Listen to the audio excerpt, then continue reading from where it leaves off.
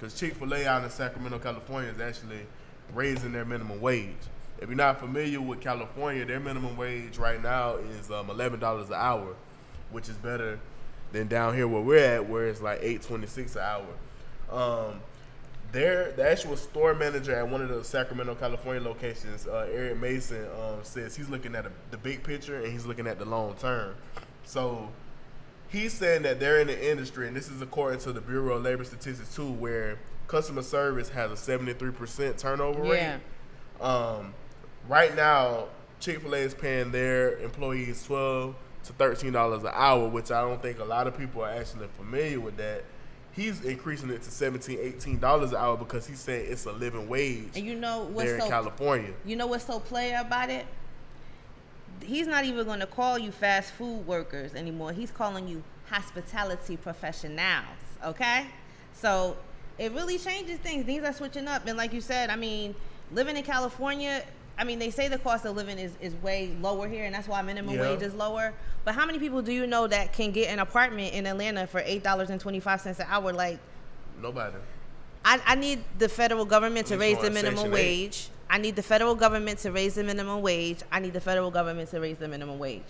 I don't even know how else to say this. Raise the minimum wage and keep the cost of living the same. Because, you know, when they raise the minimum wage, the cost of living going right. But this is the thing that we have power over as consumers.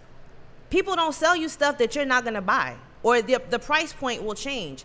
And you see it every day in the retail market. You go to the store, you see this shirt. The shirt is $50.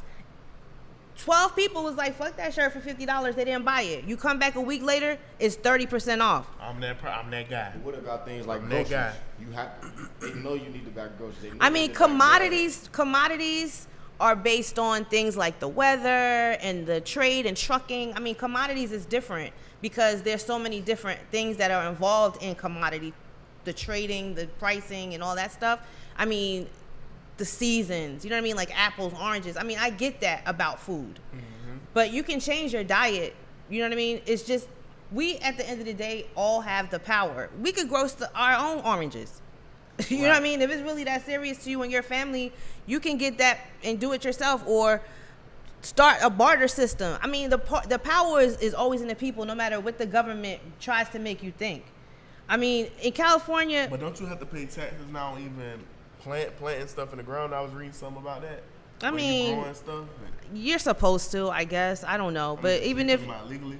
Legally, I mean, if you own the land, if you make a profit off of anything, you have to... The government makes you pay taxes on it. That's just because they tax every damn thing. Look, if it's just for you and your family on the low, and you and your neighbors establish some sort of a barter system where it's like, yo, I got 10 oranges, you give me a loaf of bread or some shit like that, it's nothing that they can do. We do that with mango trees in Florida. But that's what black people do anyway since the beginning of time. We help each other out and we get things done and we eat, okay? That's just what we do. If we got to split a can of pork and beans, we going to eat and we going to go on about our business. We just survivors. That's in our blood. Yeah. But this is the thing about minimum wage, and this is what I don't like about the South, because yeah, it's a little cheaper to live here, but you still cannot get an apartment with a minimum wage job. That's very true. Especially if you have children. But if you have children, you can get assistance, but they want to cut that back too. We talked about that too on a previous episode. Numerous episodes. So the Chick-fil-A near Sacramento Airport is going to have hospitality professionals, and they are going to make up $17 an hour, up from $12 and $13 an hour, which he already pays. They already make a decent amount of money. I mean, I don't know how that works in Sacramento. I haven't ever been to Sacramento, but if it's anything like LA, in New York, it's high. So working in fast food don't sound all that bad at this point. I mean, when you listen to the statistics, they always talk about how the job rate went up. You know, Trump brags about that all the time, but it doesn't matter how many jobs are out here if they're not paying anything. If they're not paying you enough money it sounds good, like everyone has a job, and you think that everybody is working in what they are supposed to be working in, and that's not true. There's mad people have taken pay cuts, and they're working jobs that they are overqualified for just to have a job. So you know what I want to follow up on next week?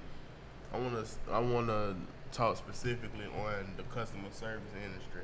Okay. So I used to work in the customer service industry for 10 years. I know all about it. So what I want to do is I want to bring up some statistics on, you know, because, I mean, we got the turnover rate But out of all the job categories, how many people, get into customer service? I mean, we know the turnover rate is 73%, but what about the customer service market makes it a 73% turnover rate? Like, I want more.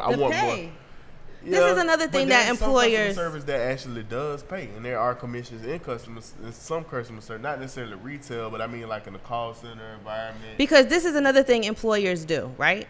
Employers will hire you for a job and give you 39 hours, but they're not going to give you 40 because then they have to pay for your benefits.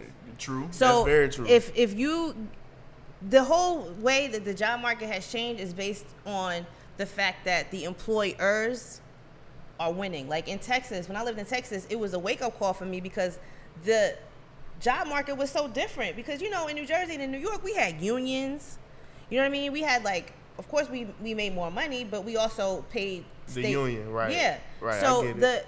when I moved to Texas and I realized that the laws were catered to the employers, you know what I mean? It's a whole different ballgame when the laws, no matter which you do, if you even sue your company or if you try to take it to a different level, the laws are catered already in their like favor. that too. But the most of them are in the South. But you know why?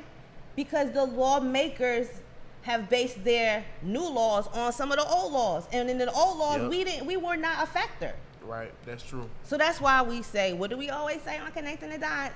Vote and get involved in your local government. It's no reason why in 2018 in the state of Georgia, as many people that have relocated here, that we don't have like more liberal laws. Yeah. Because I don't know, we just gotta. I think that's great though.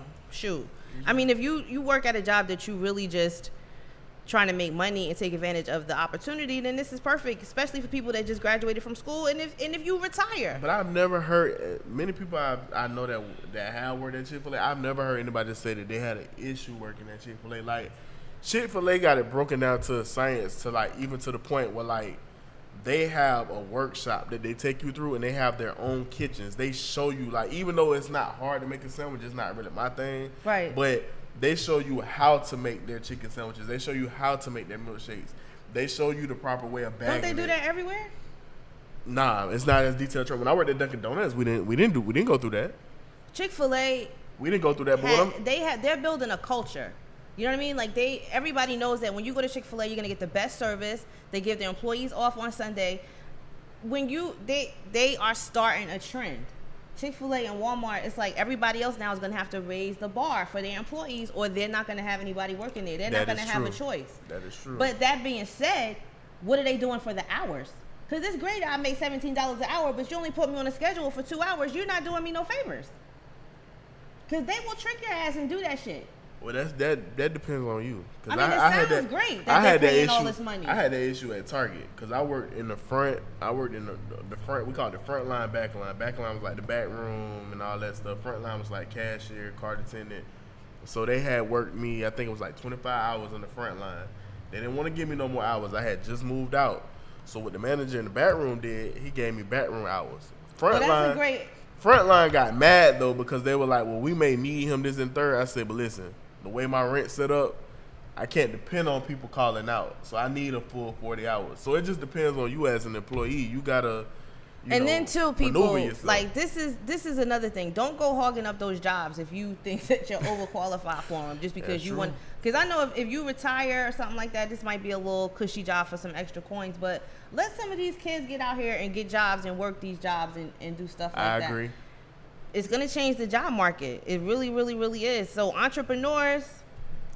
And I agree with what you're saying too. Because I was just telling him like within the past 2 weeks, I done went on like 12 interviews. I done had like 18 calls for jobs. You know, I got a couple job offers, but another thing that they look at too that I've been noticing, I know like we all as people have stuff that we're going through, but they also look at how often you jump ship from a job. Because I know that's always been. One employer asked me that. Why you keep jumping from job to job? Because that shows instability. Right. And if you're not stable, you're not going to come to work every day. Mm-hmm. You always, this is what I suggest, stay at a job for a year. Tough it out for a year. They actually look at 2 years. From what I understand, it's 2 years. They're looking at 2 years now. Well, look, You could come up with some good excuses. Like I moved, my daughter moved schools, like whatever. Mind your business. Are you gonna hire me or not? Yeah. But definitely always try to look for and make those people that you're interviewing, look, you need me just as bad as I need you. So what are you offering me that's gonna make me want to stay? You already don't get benefits are horrible nowadays. They're horrible if you get any at all. So we need to do that next episode. What we need to make a full episode catering. Because I know we talked about how you should dress during the interview. We did put people on game about that.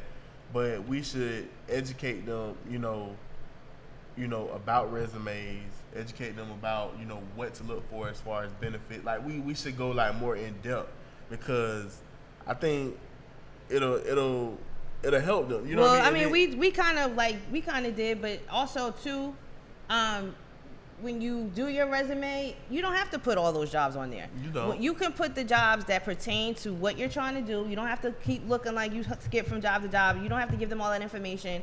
Put that information on the application because they have to check your background. And if some of these companies do a thorough background check, I mean like to the T. And if you get one of those dates wrong, they look at you sideways. So you could put that on your application, but the person that's interviewing you doesn't necessarily have to know all that. Leave that up to HR when you're doing your background check.